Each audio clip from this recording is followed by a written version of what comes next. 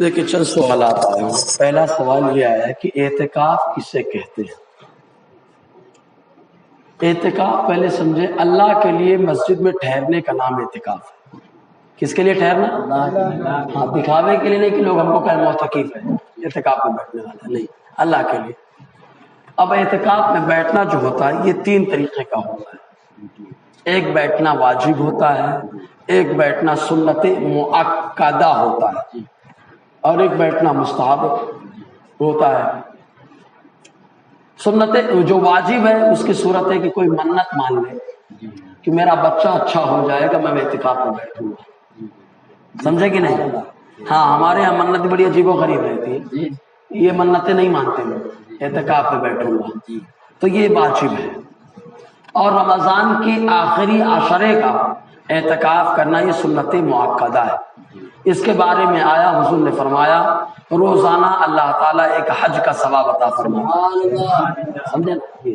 اور ایک اعتکاف مستحب ہوتا ہے، وہ یہ کہ آدمی مسجد میں جب بھی جائے تو اعتکاف کی نیت سے داخل ہو جائے، جب تک رہے گا اعتکاف میں رہے گا۔ سمجھ میں آیا؟ جی۔ اب اعتکاف شہر کی کسی ایک مسجد میں ایک آدمی نے بھی کر لیا تو سب بچ گئے، تو سمجھ میں آیا؟ شہر کی ایک مسجد میں کسی ایک آدمی نے کر لیا تو سب بچ گئے، اور اگر کسی نے بھی نہیں کیا تو سب پھنس گئے۔ سمجھ میں آیا نا؟ اب تو ماشاءاللہ ہر مسجد میں ایک آدمی تو بیٹھ ہی جاتا ہے، چاہے زبردستی اس کو بٹھایا جائے چاہے وہ بیٹھ جائے خوشی سے، مطلب اللہ کی بارگاہ میں زبردستی بٹھایا جاتا ہے، بے من سے لوگ بیٹھتے ہیں، بڑی حیرانی کی بات ہے۔ جی، اللہ کی بارگاہ میں بھی بیٹھو، آپ بیٹھو، آپ بیٹھ جاؤ، اور کون بیٹھیں گے؟ بزرگ، ریٹائر، جو ریٹائر ان کو ڈالا ہے نا، جوان نہیں بیٹھتے ہیں۔ یہ اللہ کی بارگاہ ہے، جو اصل بندگی اور عبادت تو جوانی کی ہے۔ بزرگ بڑھاپے میں تو ہر آدمی کرتا ہی ہے عبادت یار۔ جی، اب اللہ اللہ نہیں کرے گا تو کیا گانے سنے گا؟ اللہ اللہ نہیں کرے گا، گاڑی رکھ کے ٹوپی لگا کے سنیما بہت دیکھنے گیا، اب بڑھاپے میں عبادت نہیں کرے گا تو کیا کرے گا؟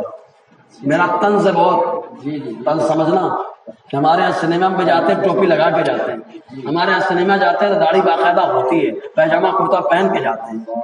اللہ خیر کرے، اسلام کو بدنام کرنے کا ٹھیکہ لے رکھا ہے۔ جی، اعتکاف کے متعلق کیا کرنا ہے کہ کون سے احکام بتائیں؟ اتنا سمجھیں کہ اعتکاف کی صورت میں آپ خارج مسجد بلا ضرورت نہیں جا سکتے۔ وضو ہے تو دوبارہ بلا وجہ وضو ہے پھر بھی وضو بنانے جائیں گے تو اعتکاف ٹوٹ جائے گا۔ طہارت نہیں لگی ہے، زبردستی جا رہے ہیں کرنے کے لیے تو اعتکاف ٹوٹ جائے گا۔ کسی کو تو اعتکاف میں بیٹھا ہے بیڑی پیتا ہے تو اس کو اگر کنٹرول ہو جائے چھوڑ دے گا، اچھی بات ہے، 10 دن میں عادت ہی ختم ہو جائے گی، لیکن کنٹرول نہیں تھا، پیٹ ایک دم غبارہ ہو گیا پھول کے گیس سے، تو فقیر ملت فرماتے وہ چپل جہاں اتاری جاتی وہاں جائے پیے اور خوب اچھے سے منہ صاف کر کے آئے۔ سمجھ میں آیا؟ عورتیں گھر میں اعتکاف کر سکتی ہیں، بلا شبہ کر سکتی ہیں۔ اس کی صورت یہ ہے کہ گھر میں ایک مسجد بیت بنا لیں، ایک اٹا بنا لیں، اٹا اس کو چبوترا اردو میں بولتے ہیں، اٹا بنا لے گھر میں، اس سے مصلی بچھائیں، وہیں نماز پڑھا کریں، وہیں پہ اعتکاف میں بیٹھ جائیں، ٹھیک ہے؟ اور اعتکاف میں بیٹھیں گی تو کچھ پکانا وکانا نہیں ہے، وہاں مصلی میں بیٹھے بیٹھے جو کرنا ہے وہ کر سکتی ہے، لیکن اٹھ کے کچھ جانا آنا نہیں، وہیں بیٹھے۔ کیا نابالغ بچہ اعتکاف کر سکتا ہے؟ مسجد میں گندگی نہ کرے تو نابالغ بھی اعتکاف کر سکتا ہے۔ اعتکاف کے لیے بالغ ہونا شرط نہیں ہے، شرط یہی ہے کہ مسجد کے آداب کا خیال رکھیں۔ جی، کیا ایک روز اعتکاف کرنے سے اعتکاف کا حق ادا ہو جاتا ہے؟ نہیں، واجب تو آپ نے جتنی منت مانی اتنے دن کا رکھنا پڑے گا، اور سنت جو اعتکاف ہے وہ آخری عشرے کا کرنا پڑے گا۔ ہاں، نفل اعتکاف 1 دن کرو، 1 گھنٹہ کرو، 1 منٹ کرو، آپ کے اوپر ہے۔ سمجھ میں آیا؟ اب ایک سوال ہے، بدعت کسے کہتے ہیں؟ میں تو بدعت بتاتے بتاتے تھک چکا ہوں، صحیح بتا رہا ہوں، تو پورا نہیں، مسئلہ کیا ہے، یہ آج تک یہ لوگ نہ سمجھے ہیں اور نہ ہم لوگ ان لوگوں سے حوالے مانگ پاتے ہیں۔ حوالہ مانگنا سیکھو یار، میرا پورا بیان ہے یوٹیوب پہ بدعت کے اوپر، سنیں اس کو، بس اتنا یاد رکھیں کہ اس میں بہت ساری ہیں۔ بدعت کا ایک لغوی معنی ہے اور ایک اصطلاحی معنی ہے۔ لغوی معنی کیا ہے؟ علامہ علی قاری نے مرقات المفاتیح کے اندر پوری تعریف کی ہے۔ لغوی معنی بغیر سیمپل کے کسی چیز کو بنانا، بغیر نمونے کے کسی چیز کو بنانا۔ اللہ نے آسمان کو جب پیدا کیا بنایا تو کوئی نمونہ تھا؟ زمین کو جب بنایا تو کوئی نمونہ تھا؟ نہیں۔ تو قرآن میں کیا ہے؟ بدیع السماوات والارض، اللہ تعالیٰ آسمان و زمین کو بغیر سیمپل، بغیر نمونے کے انوکھے انداز میں بنانے والا ہے۔ تو بدعت کے معنی ہوتا ہے جس کا نمونہ نہ ہو، سیمپل نہ ہو، جیسے داڑھی چھلانا، یہ کیا ہے؟ بدعت۔ رسول سے بولیے نا، کیا ہے؟ بدعت۔ حضور کے دور میں اس کی کوئی نشانی نہیں۔ داڑھی چھلانے والے بدعتی گمراہ ہیں، سمجھ رہے نا؟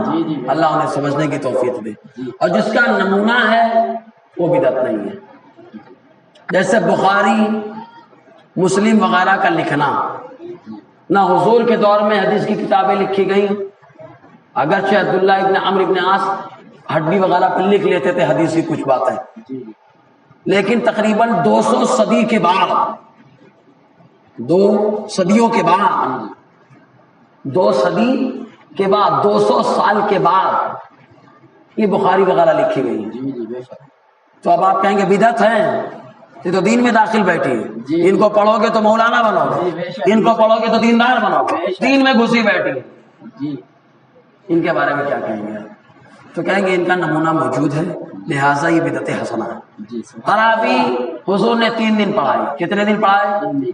حضرت عمر نے پورا مہینہ کر دیا اور کہا نعمت البدعۃ ہذہ، کیا یہ اچھی ہے بدعت ہے؟ اے عمر، بدعت بھی کہیں اچھی ہوتی ہے، اے عمر بدعت بھی کہیں اچھی ہوتی ہے؟ تو عمر کہیں گے ان کے ہاں نہیں ہوتی ہوگی، تو میرے غلام ہوں، میں مصطفیٰ کا غلام، تو میرے غلام ہے مصطفیٰ کا غلام، ہمارے یہاں بدعت حسنہ ہے، ہمارے یہاں بدعت حسنہ ہے۔ نعمہ فعل مدح ہے، فعل مدح تعریف کا لفظ ہے۔ اگر کوئی کہے ہم نہیں مانتے تو ہم کہیں گے فتویٰ لگاؤ عمر پہ، کیا بات ہے؟ کیا عمر کافر ہے معاذ اللہ؟ کیا عمر مرتد ہے معاذ اللہ؟ کیا عمر بدعتی ہے معاذ اللہ؟ تو خود پھنس جائیں گے۔ جب عمر نہیں ہے تو عمر کا غلام کیسے ہو سکتا ہے؟ جی اللہ، بس اشارے میں سمجھ لے آپ۔ کیا سحری کے وقت مساجد سے نعت پڑھنا بھی بدعت ہے؟ ارے بھیا موڈ خراب ہوتا ہے، ابھی نعت پڑھنے کا بھی کوئی ٹائم ہے، جب چاہو تب پڑھو یار۔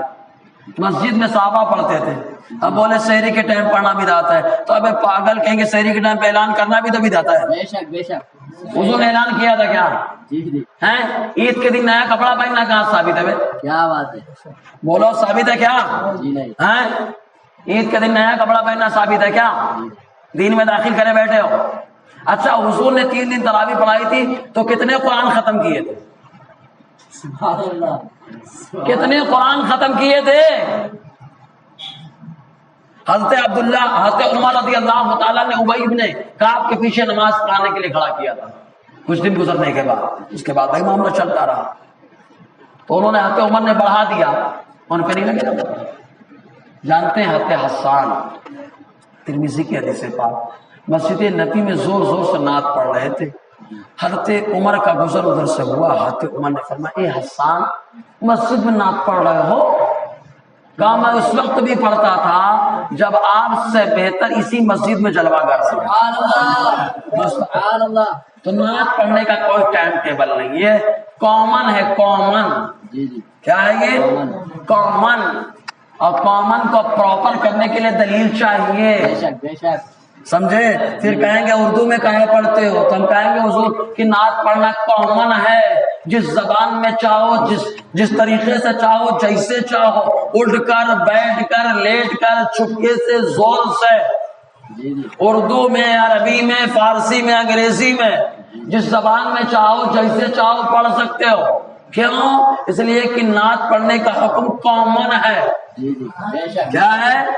کامن ہے۔ کامن کو پراپر کرنے کے لیے دلیل چاہیے کہ نہیں؟ چپکے سے پڑھو، تو میں کون سی حدیث میں آیا کہ چپکے سے پڑھو؟ بے شک بے شک، حدیث میں تو مطلق آیا۔ پھر یہ کہیں گے لا ترفعوا اصواتکم فوق صوت النبی، نبی کی بارگاہ میں آواز نہیں بلند کرنے کا۔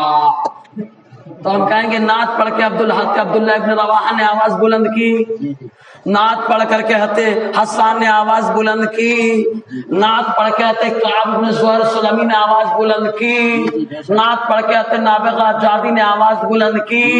اگر ہم پہ بلند آواز سے نعت پڑھنے میں فتوے ہیں تو ان سارے صحابہ پر بھی بلند آواز میں نعت پڑھنے میں فتوا لگانا پڑے گا۔ جو فتوا ان صحابہ پہ رہے گا وہی ہم پہ لگا دو۔ سمجھے نا؟ حضور کی بارگاہ میں چلانے سے منع کیا گیا، لڑائی جھگڑا مت کر، خاموش رہ، خاموش بیٹھا، نعت پڑھنے سے نہیں۔ سمجھا ہے کہ نہیں؟ ارے بدعتی آدمی سمجھے کہ نہیں، گھومتا ٹہلتا ہے، اتنے بڑے بڑے مدرسے بنا ڈالا، مالک کون سی کتاب میں آیا ہے؟ کیا بات ہے، کیا بات ہے۔ مسجد کا تو حضور نے حکم دیا کہ مسجد جو بنائے گا اللہ تعالیٰ اس کے لیے جنت میں محل تعمیر کرے گا۔ تو حضور کو الگ سے مدرسہ بھی بنوا دینا چاہیے تھا، لیکن حضور نے کیا کیا؟ اوٹا بنوا دیا مسجد نبی میں، اوٹا چبوترا کا، یہیں پہ پڑھنا تم لوگ، سنت پہ عمل کرنا ہے تو سارے مدرسے گرا دو، ڈھا دو، ہٹا دو اور اوٹا بناؤ مسجدوں میں، وہیں پہ پڑھاؤ۔ جی بے شک بے شک، اللہ تعالیٰ سمجھنے کی توفیق عطا فرمائے، عقل مند کو اشارہ کافی ہے۔ جی نعت کے لغوی اور اصطلاحی معنی کیا ہے؟ نعت کا لغوی معنی ہوتا ہے خوبی بیان کرنا۔ کیا معنی ہے؟ خوبی بیان کرنا، اور اصطلاح میں سرکار کی تعریف بیان کرنا۔ سرکار کی تعریف کرنا بدعت ہے، اگر بدعت ہے تو پورا قرآن سبحان اللہ کبھی حضور کے چہرے کی تعریف کرتا ہے، بولو سبحان اللہ، والضحیٰ والضحیٰ والضحیٰ والضحیٰ، کبھی مصطفیٰ کی نگاہوں کی تعریف کرتا ہے، ما زاغ البصر وما طغى، کبھی مصطفیٰ کے ظلم کی تعریف کرتا ہے، واللیل اذا سجى، کبھی مصطفیٰ کی رفتار کو بتاتا ہے تو کہتا ہے سبحان الذی یسری، کبھی مصطفیٰ کے ہاتھ کو بتاتا ہے تو کہتا ہے ید اللہ فوق ایدیہم، ارے ماں عائشہ صدیقہ فرماتی ہے ارے قرآن ہی مصطفیٰ کے اخلاق ہے، تو مصطفیٰ کو بیان کرنا قرآن کی تعریف کرنا، اور قرآن کو پڑھنا مصطفیٰ کی تعریف کرنا، اور نعت مصطفیٰ کی تعریف کرنا۔ سمجھ رہے نا؟ کس زبان میں کریں، کیسے کریں، کیا کریں، یہ ہم کو نہیں بتایا گیا، ٹھیک ہے جی۔